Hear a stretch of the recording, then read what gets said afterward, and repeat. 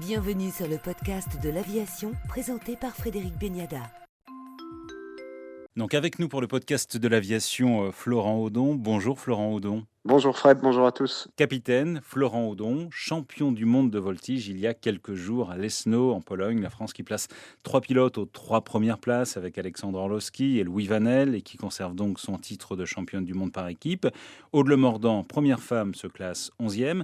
Mais d'abord Florent Audon, ce titre, il représente quoi pour vous ? Alors, il représente l'aboutissement de beaucoup de travail et de sacrifices. Hein. C'est pas venu tout seul, évidemment. Il y a eu énormément de travail en amont, beaucoup de travail en vol, évidemment, mais aussi beaucoup de travail au sol. C'est aussi beaucoup de préparation mentale. Donc, beaucoup de travail avec l'équipe de voltige de l'armée de l'air et beaucoup de travail avec l'équipe de France qui est sous la tutelle de la Fédération française aéronautique. Alors c'était votre deuxième participation seulement à des championnats du monde. C'est allé très très très vite pour vous. C'est allé relativement vite, effectivement. C'était mon deuxième essai après le championnat de Châteauroux qui a été le dernier en 2019. À la suite de ça, il n'y a pas eu de championnat malheureusement cause Covid. Et donc cette année, c'était là. Voilà, on a remis le pied à l'étrier des championnats internationaux. Ça s'est plutôt bien passé pour évidemment les trois pilotes en tête de classement de l'équipe de France, mais également pour le reste des pilotes de l'équipe qui ont eux aussi brillé. Comment explique-t-on que depuis des années, la France soit toujours au plus haut niveau, toujours sur les plus hautes marches du podium ? C'est quoi ? Il y a une culture française de la voltige ? Alors, à mon avis, il y a une culture française aéronautique générale. Voilà, je pense que la France est toujours leader en termes d'aéronautique. On peut le voir avec des boîtes comme Airbus, comme Dassault Aviation et j'en passe. À notre échelle, on a la Fédération française aéronautique qui promeut énormément l'aviation générale et le sport aérien. Et effectivement, la voltige aérienne, c'est un petit peu la vitrine de l'aviation générale. Et bien, la Fédération met les moyens pour avoir des pilotes qui s'entraînent dans de bonnes conditions en mettant à disposition un coach qui a été lui aussi champion du monde en 98, donc je parle de Patrick Paris, un team manager qui est Jérôme Houdier et qui s'attache à faire en sorte à ce qu'on puisse s'entraîner toujours dans les meilleures conditions et qu'on puisse faire les compétitions dans les meilleures conditions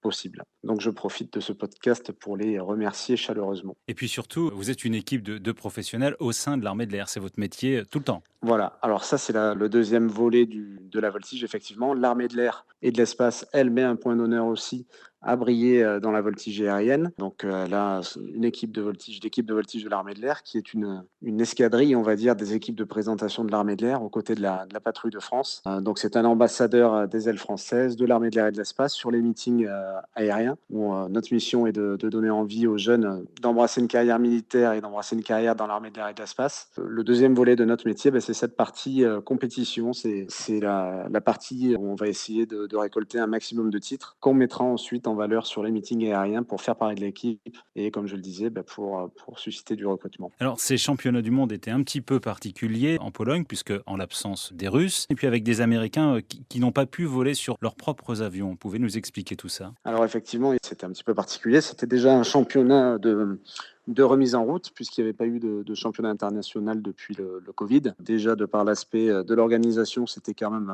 une remise en place, mais qui s'est pour le coup plutôt bien passée. Effectivement, après, il y a eu le problème des Russes qui n'ont pas pu venir pour les raisons que l'on connaît, ce qui nous a privé quand même de la participation d'une dizaine de pilotes, ce qui n'est pas rien. Et puis, la deuxième particularité, c'est que les Américains, eux, ont pu venir, mais ont eu beaucoup de mal à trouver des assurances pour leurs avions. Donc, ils ont, pour la plupart en tout cas, choisi l'option de louer des avions sur place. Donc c'était le cas principalement de Rob Holland, qui était un concurrent quand même assez sérieux, qui a pris l'option de voler sur l'avion de Aude Le Mordant, donc qui est pilote dans l'équipe de France, puisqu'il vole sur le même type d'avion, donc un MXS, qui est encore un avion assez rare en Europe d'ailleurs. Je pense qu'il n'y en a qu'un. Donc voilà comment ça s'est passé pour les petites particularités. Pendant longtemps, le haut du podium était toujours dominé donc par la France, les Américains et les Russes. Est-ce qu'on a vu ces dernières années des pays émergents, des nations briller en voltige ? Alors mon analyse, c'est qu'on voit plutôt des individualités briller. Rob Holland en est la preuve. Hein. C'est quelqu'un qui, à mon avis, tôt ou tard, finira par gagner un titre mondial. En tout cas, je lui souhaite, puisque c'est vraiment quelqu'un qui vole vraiment bien. Après, vraiment des équipes en développement, malheureusement, je pense qu'on n'en voit pas assez, certainement parce que nous, en France, on a la chance d'avoir la Fédération française d'aéronautique qui, comme je le disais tout à l'heure, voilà, met les moyens pour avoir une équipe et une belle vitrine. Alors, pour les non-initiés, on va rappeler comment se déroule un championnat du monde. Concrètement, on a 4 programmes à voler lors d'un championnat, sachant qu'il en faut minimum 2 pour valider la compétition. Voilà, si les conditions météo devaient être vraiment trop mauvaises, il faudrait qu'on ait au moins 2 programmes pour que la compétition soit validée.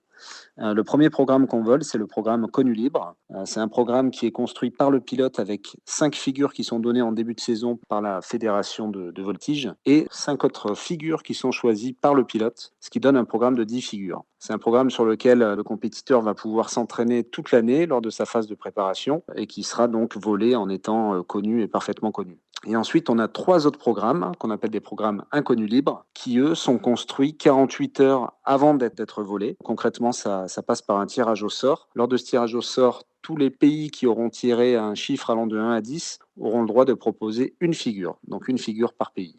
Donc ça peut être la figure que le pays aime bien ou ça peut être la figure que le pays concurrent n'aime pas. Donc là, après, c'est de la stratégie. Avec ces 10 figures, on construit un programme en y ajoutant 4 figures, ce qui nous fait un total de 14 figures. Et donc, plusieurs assemblages sont proposés et après, chaque compétiteur peut choisir l'assemblage qui lui correspond le mieux et apprendre le programme et le voler en one shot sans jamais avoir pu s'y entraîner dessus. Voilà. Donc, on a 3 programmes inconnus libres à voler lors de la compétition. Le plus dur sur une compétition comme celle-là, c'est quoi pour vous? Alors le plus dur, moi ce que j'ai trouvé finalement, c'était le changement d'environnement. On était à Leszno en Pologne et finalement c'était un petit terrain en herbe, avec, plusieurs pistes, avec 3 pistes en l'occurrence, qui se croisaient pas de façon perpendiculaire. Donc nous quand on vole dans un cube. Donc ces pistes peuvent créer de fausses impressions, en tout cas nous faussent clairement nos points de repère. Donc déjà, pour arriver à arrêter les figures à l'endroit où on souhaite les arrêter, c'est pas forcément évident dans ce genre d'environnement. Et après au-delà de ça, il y a la gestion de la pression, hein, quand on sent qu'on arrive,